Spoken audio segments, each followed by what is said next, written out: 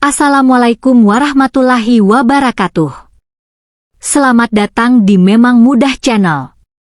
Setiap orang punya cerita, kisah ini menekankan bahwa kejujuran dan integritas jauh lebih berharga daripada harta, dan kebenaran pada akhirnya akan menemukan jalan untuk terungkap, yang semoga bisa menjadi pengingat bagi kita semua bahwa harapan itu selalu ada. Udara pagi di pinggiran kota itu biasanya beraroma tanah basah dan oli mesin yang khas, namun pagi ini, hidung Irfan hanya menangkap bau sangit yang menusuk. Pemuda itu berdiri mematung di depan bangunan yang dulu merupakan kebanggaannya. Bengkel kecil berbahan kayu dan semi permanen itu kini rata dengan tanah. Hanya tersisa tiang-tiang penyangga yang menghitam, menyerupai tulang belulang raksasa yang hangus terbakar. Di kakinya, sebuah kunci pas yang sudah meleleh sebagian tampak tergeletak di antara tumpukan abu. Irfan menarik napas panjang, mencoba meredam gemuruh di dadanya. Sebagai lulusan SMK otomotif yang baru setahun lulus, bengkel ini adalah segalanya.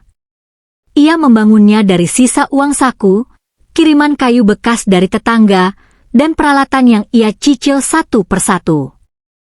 Disinilah ia menghabiskan malam-malamnya, membedah karburator motor tua warga desa atau sekadar menyetel rantai sepeda anak-anak tetangga. Kini, dalam satu malam, investasi keringatnya menguap menjadi asap.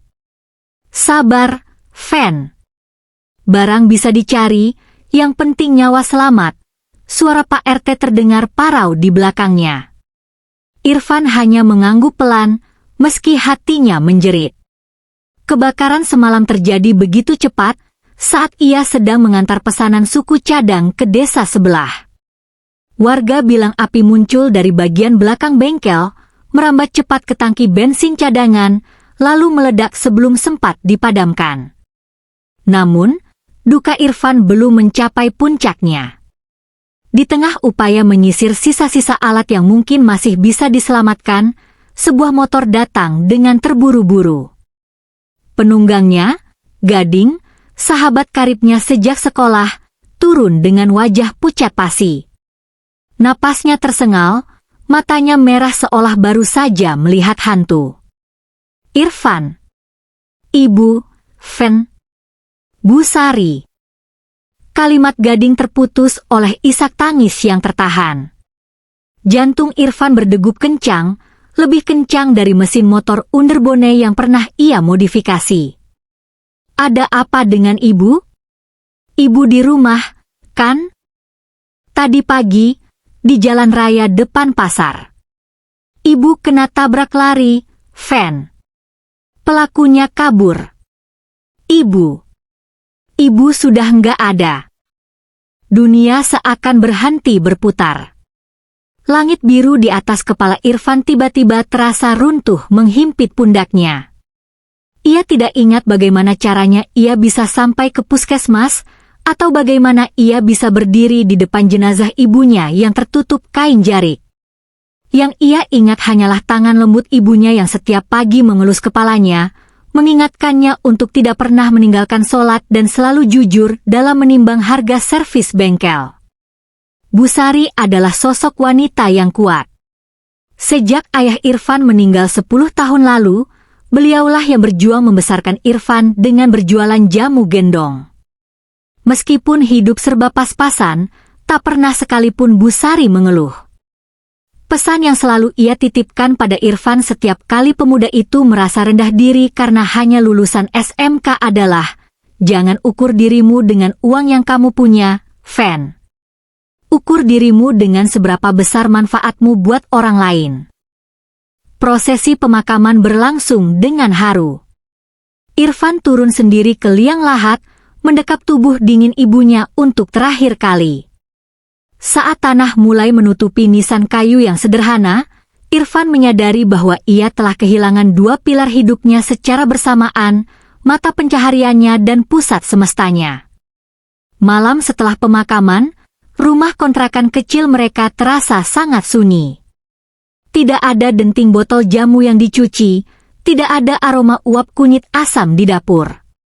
Irfan duduk di depan kayu sambil memandangi tas ransel usangnya. Ia tidak bisa tinggal di sini lebih lama lagi. Rasa sakit karena kehilangan dan kecurigaan yang mulai tumbuh tentang kebakaran bengkelnya yang mendadak membuatnya merasa tercekik. Ia mulai mengemasi pakaian. Beberapa baju kaos, satu celana jeans cadangan, dan satu set kunci pas yang masih utuh ia masukkan ke dalam tas. Di saku paling dalam, ia menyelipkan foto kecil ibunya yang sedang tersenyum. Irfan menatap cermin retak di kamarnya. Wajahnya yang biasa ramah kini tampak lebih keras, garis rahangnya tegas menyimpan tekad. Ibu benar, bisiknya pada kegelapan kamar. Uang bisa dicari, tapi kehormatan dan manfaat harus dijaga. Tepat saat azan subuh berkumandang, Irfan menutup pintu rumah kontrakannya yang sudah habis masa sewanya. Ia tidak punya kendaraan, tidak punya modal, bahkan uang di dompetnya hanya cukup untuk makan 2 hari. Namun, ia memiliki sepasang tangan yang ahli dalam urusan mesin dan sebuah integritas yang diwariskan ibunya. Dengan langkah berat namun pasti, ia mulai berjalan kaki menuju jalan provinsi, mengarah ke ibu kota yang angkuh, tanpa menyadari bahwa takdir sedang menunggunya di tengah hutan yang sepi.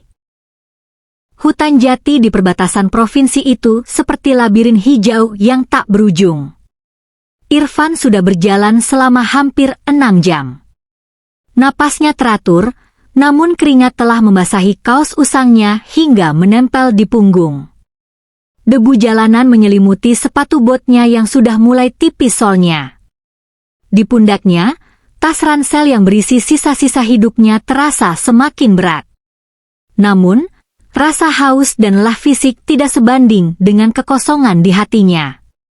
Suara gesekan dahan jati yang tertiup angin tiba-tiba terinterupsi oleh bunyi yang asing.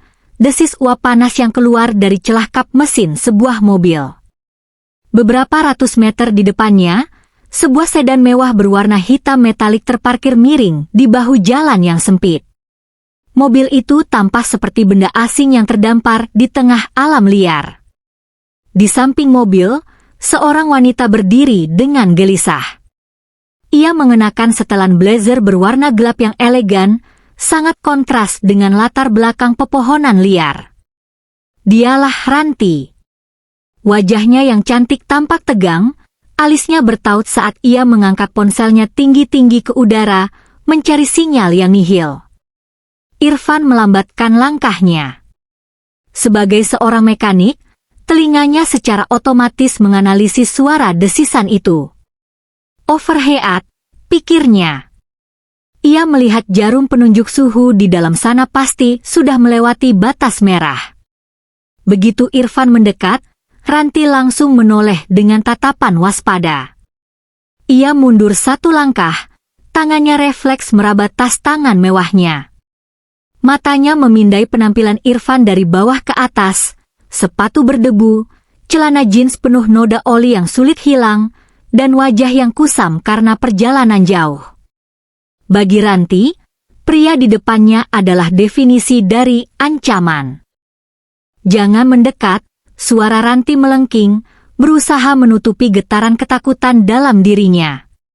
Saya sudah menelepon bantuan. Polisi dan derek akan sampai dalam 5 menit.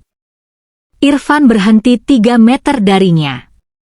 Ia mengangkat kedua tangannya perlahan, menunjukkan telapak tangan yang terbuka. Saya tidak bermaksud jahat, Mbak. Saya lihat mobil Mbak bermasalah. Di sini tidak ada sinyal sampai 5 kilometer ke depan. Dan derek paling cepat butuh 2 jam untuk sampai ke titik ini. Ranti terdiam. Fakta tentang sinyal itu benar, dan itu membuatnya semakin frustrasi. Kamu tahu apa soal mobil seperti ini? Ini teknologi Eropa, bukan motor bebek yang biasa kamu utak-atik. Cetusnya ketus, mencoba mempertahankan benteng kesombongannya. Irfan tidak tersinggung. Ia justru berjalan mendekati kap mesin yang terbuka tanpa menunggu izin. Mesin tetaplah mesin, Mbak. Mau buatan Eropa atau Jepang, mereka tetap butuh sirkulasi air yang benar. Kalau Mbak paksa starter lagi, blok mesinnya bisa melengkung. Itu biayanya jauh lebih mahal daripada harga diri saya hari ini. Kata-kata Irfan yang tenang namun berisi membuat Ranti terpaku. Ia melihat pemuda itu membungkuk, memerhatikan selang radiator dengan saksama.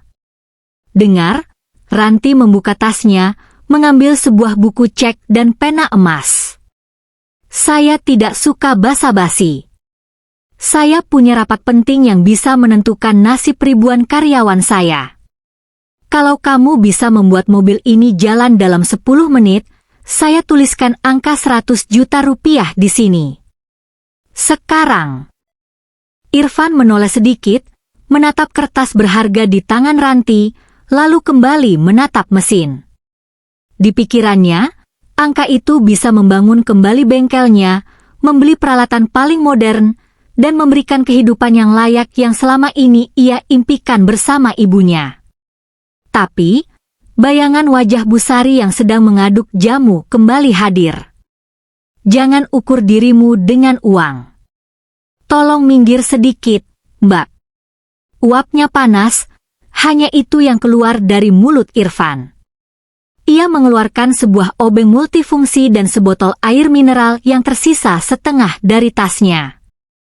Dengan gerakan yang sangat cekatan, Irfan melonggarkan klem pada selang bypass yang tampak tersumbat oleh tumpukan kerak kalsium. Ia bekerja dengan presisi seorang dokter bedah.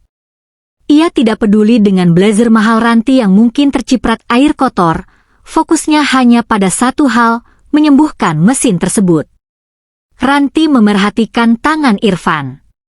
Tangan itu kasar, banyak bekas luka kecil di jari-jarinya, namun gerakannya sangat pasti. Tidak ada keraguan. Dalam waktu kurang dari 8 menit, Irfan mengencangkan kembali sekrupnya. Coba nyalakan, Mbak. Tapi jangan injak gas terlalu dalam, perintah Irfan. Ranti masuk ke kabin mobilnya yang sejuk oleh sisa-sisa AC. Ia menekan tombol start. Mesin menderu halus, suara puring yang stabil kembali terdengar. Jarum suhu perlahan turun menuju angka normal. Ranti mengembuskan napas lega yang panjang. Ia segera keluar, sudah memegang cek yang telah ditandatanganinya. Ini, Ranti menyodorkan cek itu dengan gaya seorang dermawan yang merasa telah menyelamatkan hidup seseorang. 100 juta. Kamu bisa beli mobil baru atau apapun dengan ini. Terima kasih atas jasanya. Irfan menyeka keringat di dahinya dengan lengan baju. Ia menatap cek itu, lalu menatap mata Ranti yang penuh dengan rasa superioritas. Dengan gerakan perlahan namun mantap, Irfan mendorong tangan Ranti kembali. Simpan saja, Mbak. Saya membantu karena memang Mbak butuh bantuan di tengah hutan begini. Saya mekanik, tugas saya memperbaiki mesin yang rusak. Tapi saya bukan pedagang yang menjual bantuan hanya karena melihat dompet orang lain, ucap Irfan datar. Ranti tertegun. Kamu tahu ini jumlah yang sangat besar? Kamu bisa mengubah hidupmu dalam sekejap. Hidup saya sudah berubah sejak kemarin, Mbak. Dan bukan uang yang bisa memperbaikinya, Irfan menyampirkan kembali tasnya ke pundak. Jalannya pelan-pelan saja sampai kota. Jangan lupa kuras radiatornya di bengkel resmi nanti. Irfan berbalik dan kembali berjalan kaki, meninggalkan Ranti yang berdiri mematung di samping mobil mewahnya. Angin hutan bertiup pelan, memainkan helai rambut Ranti yang masih syok. Untuk pertama kalinya dalam karir bisnisnya yang brutal, Ranti bertemu dengan sesuatu yang tidak memiliki label harga, sebuah integritas murni. Ranti duduk di balik kemudi, namun matanya terus terpaku pada spion tengah. Di sana, sosok Irfan perlahan mengecil, menjadi titik kecil di antara barisan pohon jati, lalu menghilang di tikungan jalan. Di tangannya, Selembar cek bernilai 100 juta rupiah itu terasa berat, seolah kertas itu tiba-tiba berubah menjadi timah. Baru kali ini ada orang yang menatapnya bukan sebagai sumber uang, melainkan sebagai manusia biasa yang sedang kesulitan. Sombong sekali pemuda itu, gumam Ranti, mencoba meyakinkan dirinya sendiri. Namun, hatinya tidak bisa bohong. Ada rasa malu yang menjalar di balik blazer mahalnya. Ia merasa kerdil di depan pria yang bahkan tidak punya kendaraan. Ranti menginjak pedal gas, meluncur menuju kota. Namun, pikirannya tertinggal di hutan itu. Sesampainya di kantor pusat Aruna Group yang megah, sebuah gedung pencakar langit dengan fasad kaca yang memantulkan langit Jakarta, Ranti disambut oleh barisan staf yang membungkuk hormat. Namun, suasana hatinya tetap keruh. Batalkan semua rapat sore ini, perintahnya kepada sekretarisnya tanpa menoleh. Ia masuk ke ruang kantornya yang luas, melemparkan tasnya ke sofa, dan berdiri menatap pemandangan kota dari lantai 45. Di bawah sana, ribuan orang bergerak seperti semut, semuanya mengejar uang. Dan di tengah hutan sana, ada satu orang yang justru membuangnya. Ranti memanggil kepala keamanannya. Cari tahu siapa pemuda yang berjalan kaki di jalur lintas Provinsi KM 82 pagi tadi. Dia membawa ransel coklat usang. Saya ingin tahu latar belakangnya. Hanya butuh waktu 3 jam bagi tim keamanan Ranti untuk menemukan informasi.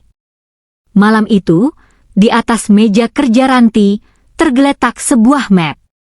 Isinya membuat napas Ranti tertahan sejenak. Irfan Safi, lulusan terbaik SMK Otomotif. Bengkelnya terbakar 2 hari lalu. Ibunya korban tabrak lari di hari yang sama.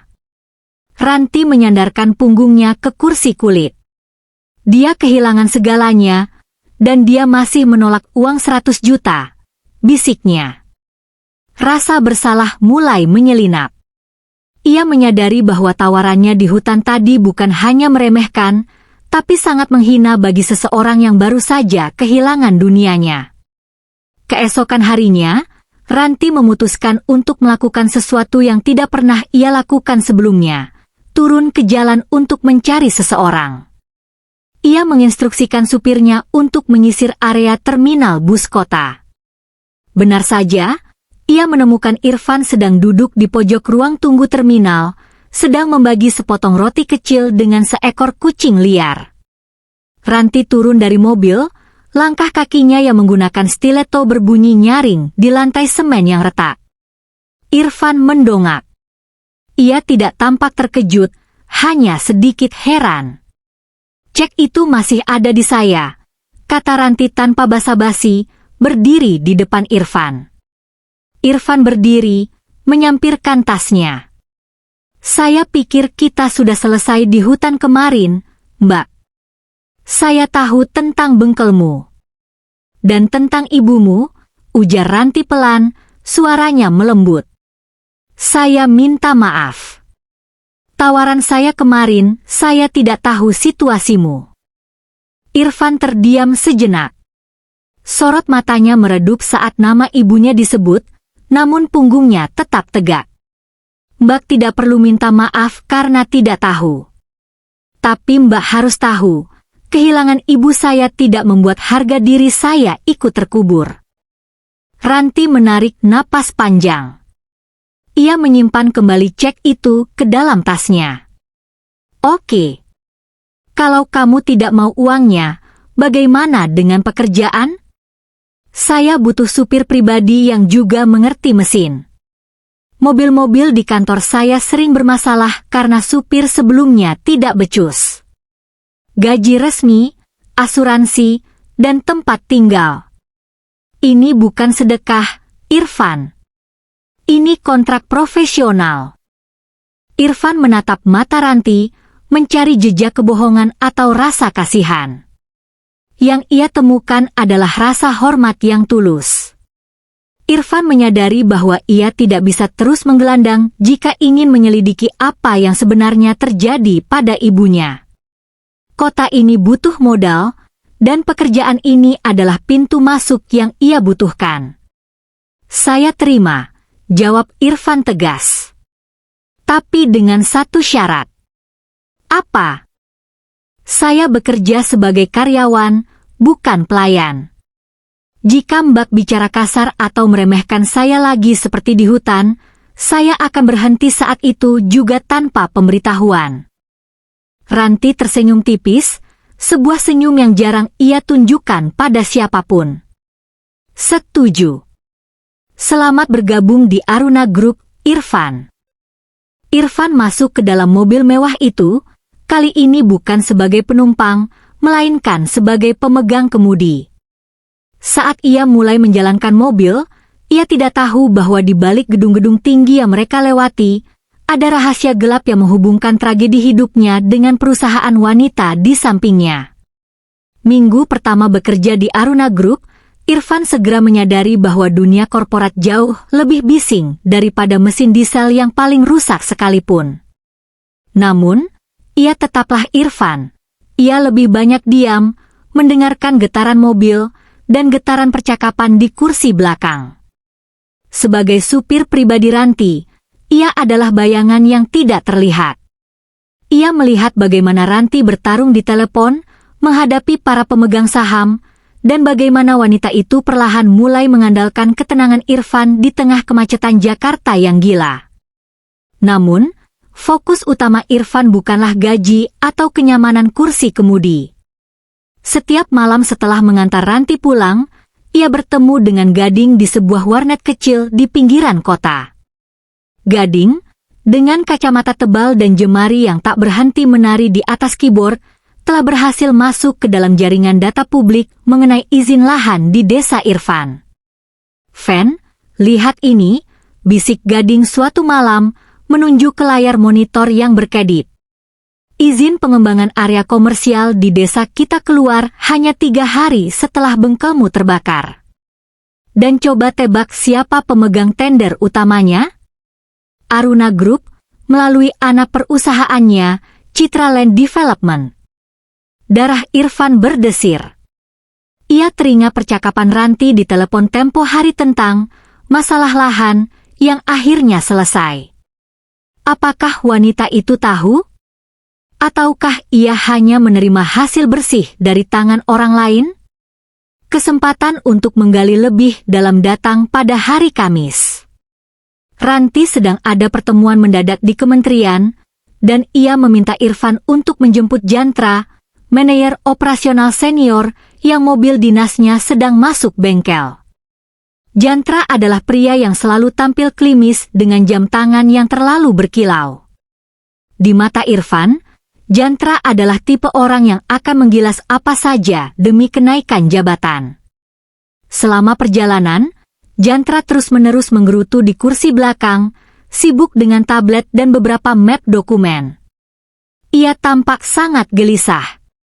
Saat tiba di lobi kantor, Jantra turun dengan terburu-buru karena telepon masuk, meninggalkan sebuah map biru terselip di kantong kursi belakang.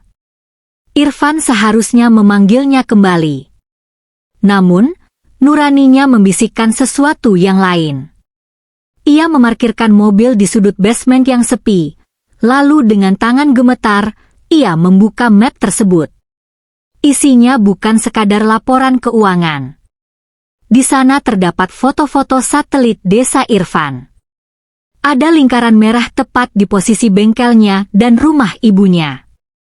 Yang membuat jantung Irfan hampir berhenti adalah sebuah nota dinas internal yang ditandatangani oleh Jantra. Isinya adalah instruksi pembayaran kepada pihak ketiga untuk pembersihan hambatan non-teknis lapangan. Di bawahnya terdapat rincian tanggal yang sangat familiar, tanggal kebakaran bengkelnya dan tanggal kecelakaan ibunya. Pembersihan hambatan. Bisik Irfan.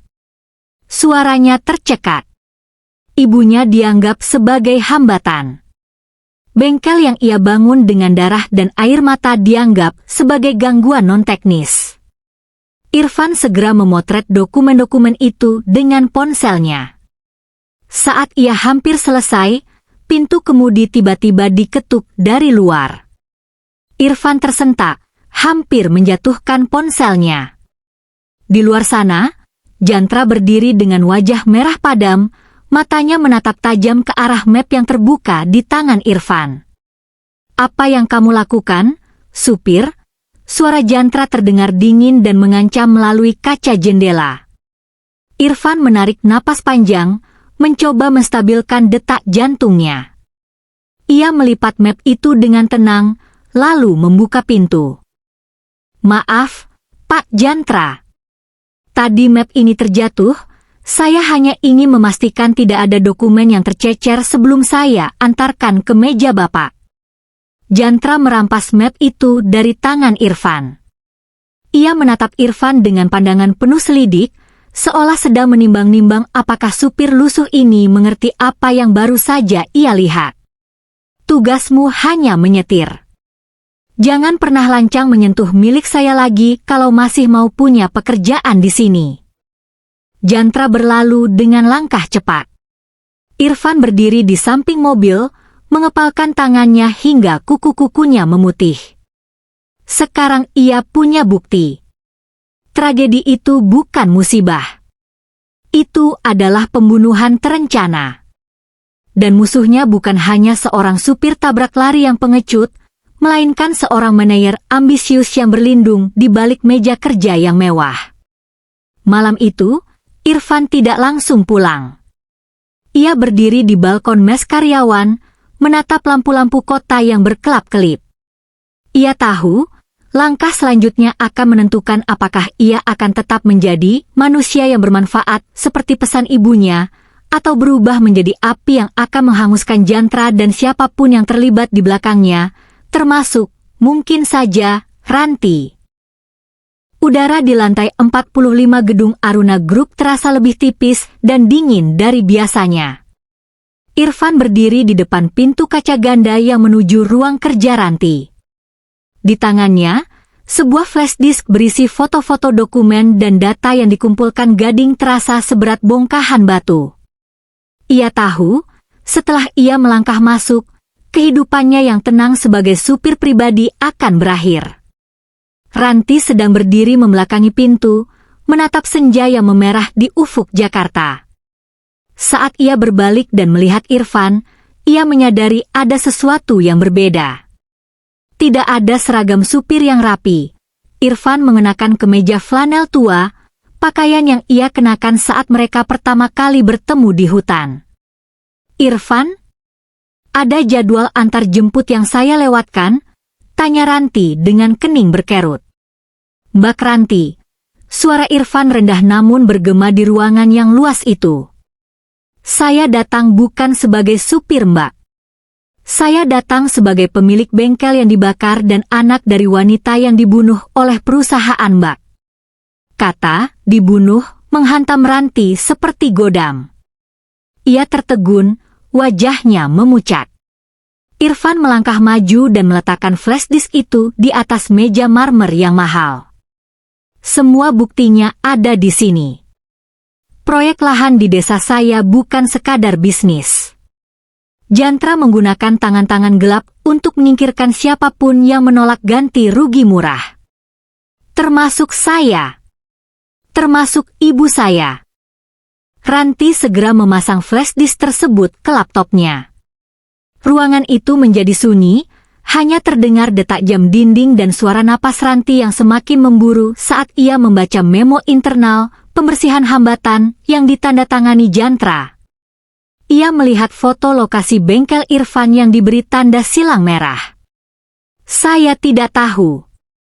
Irfan, demi Tuhan, saya tidak pernah menginstruksikan ini," bisik Ranti, suaranya bergetar.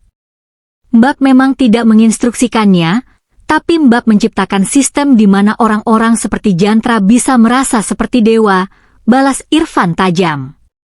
Tepat saat itu, pintu ruangan terbuka kasar.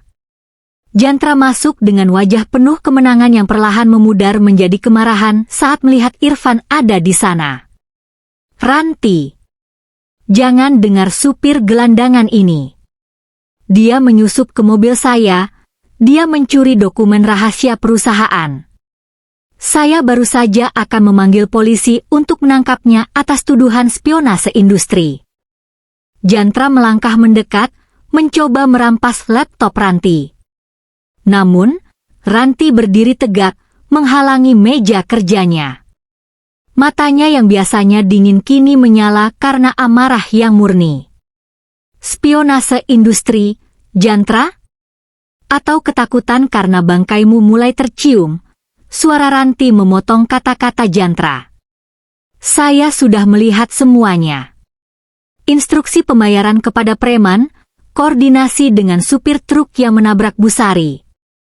Semuanya ada di sini. Jantra tertawa sinis, menyadari bahwa sandiwaranya telah berakhir. Ia tidak lagi mencoba bersembunyi. Ranti, jangan sok suci. Proyek itu menyelamatkan neraca keuangan kita tahun ini. Kamu pikir bagaimana kita bisa dapat lahan semurah itu?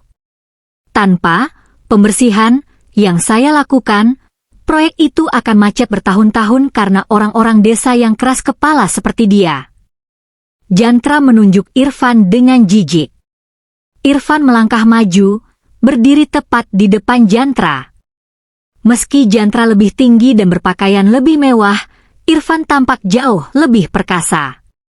Uang bisa membangun gedung ini, Pak Jantra, ucap Irfan dengan ketenangan yang mengerikan. Tapi uang tidak bisa menghapus bekas ban di jalanan tempat ibu saya meninggal. Mbak Ranti mungkin bisa membayar pengacara terbaik, tapi saya punya kejujuran yang tidak bisa kalian beli. Konfrontasi itu mencapai puncaknya ketika Jantra mencoba menyerang Irfan secara fisik dalam keputusasaannya. Namun, dengan gerakan refleks seorang mekanik yang terbiasa menjinakkan mesin liar, Irfan menangkis serangan itu dan mengunci lengan Jantra di belakang punggungnya. Selesai, Pak Jantra, bisik Irfan. Pintu ruangan terbuka lagi, kali ini dua petugas kepolisian dan tim audit internal yang sudah dihubungi Ranti sebelumnya masuk. Jantra diseret keluar, memaki-maki tentang pengkhianatan dan kekuasaan. Setelah ruangan kembali sunyi, Ranti terduduk lemas di kursinya. Ia menatap Irfan dengan pandangan yang hancur. Apa yang harus saya lakukan sekarang, Van? Perusahaan ini, tangannya penuh darah. Irfan menatap Ranti, bukan dengan dendam, melainkan dengan rasa iba. Mbak punya pilihan yang tidak dimiliki Jantra. Mbak bisa memperbaiki mesin yang rusak ini, atau membiarkannya meledak dan menghancurkan semua orang di dalamnya. Ranti terdiam lama, lalu ia mengambil sebuah map baru dari laci mejanya. Sebuah surat penunjukan jabatan tinggi sebagai bentuk kompensasi dan permintaan maaf untuk Irfan. Namun, sebelum ia sempat menyodorkannya, ia melihat Irfan sudah berjalan menuju pintu. Besok saya akan mengirimkan surat pengunduran diri resmi, kata Irfan tanpa menoleh. Tugas saya di sini sudah selesai. 1 bulan setelah badai di Aruna Group mereda, desa tempat Irfan berasal mulai berdenyut kembali dengan kehidupan. Di bekas lahan yang dulu hitam karena jelaga, kini berdiri sebuah bangunan baru yang jauh lebih kokoh. Bukan lagi kayu bekas, melainkan beton dengan rangka baja yang dicat abu-abu bersih. Di atas pintunya, sebuah papan nama kayu jati terpasang gagah dengan tulisan yang diukir tangan, Bengkel Safi Motor. Irfan berdiri di depan bengkelnya, mengenakan wearpack biru yang baru. Ia baru saja selesai memasang instalasi kompresor saat sebuah mobil sedan hitam yang sangat ia kenal berhenti di halaman bengkel. Ranti turun dari mobil itu. Kali ini, ia tidak memakai blazer formal, melainkan kemeja kasual yang membuatnya tampak lebih manusiawi dan jauh dari kesan wanita besi. Tempat ini luar biasa, Van, ujar Ranti sambil memandang sekeliling. Lebih bagus dari gambar yang kamu tunjukkan dulu. Irfan tersenyum, menyeka tangannya yang terkena sedikit gemuk dengan kain lap. Ini berkat bantuan warga desa juga, Mbak. Mereka ikut gotong royong saat tahu saya mau buka bengkel lagi. Ranti berjalan mendekat, mengeluarkan sebuah map dari tasnya.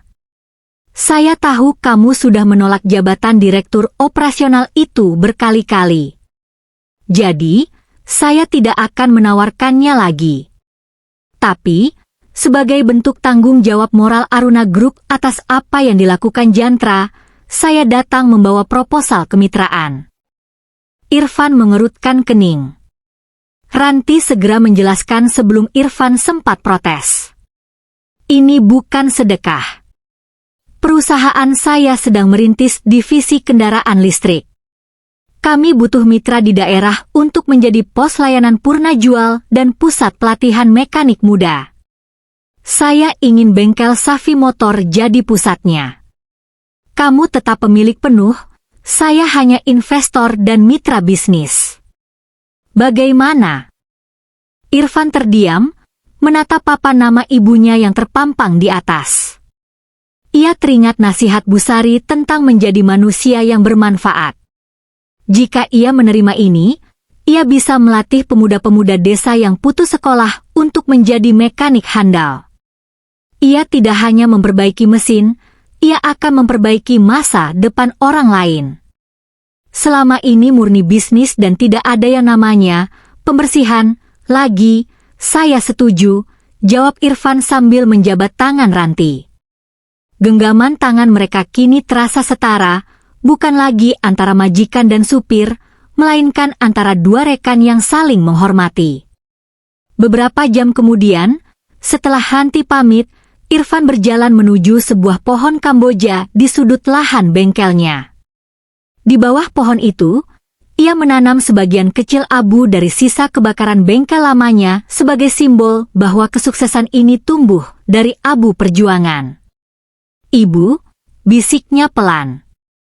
Hambatan itu sudah hilang. Bengkelnya sudah berdiri lagi. Dan kali ini, tidak ada yang bisa membelinya dengan uang. Sore itu, suara deru mesin motor pertama yang ia servis terdengar merdu di udara desa yang tenang. Pelanggan pertamanya adalah seorang kakek tua yang membawa motor bebek rongsokan. Irfan mengerjakannya dengan ketelitian yang sama seperti saat ia memperbaiki mobil mewah Ranti di tengah hutan.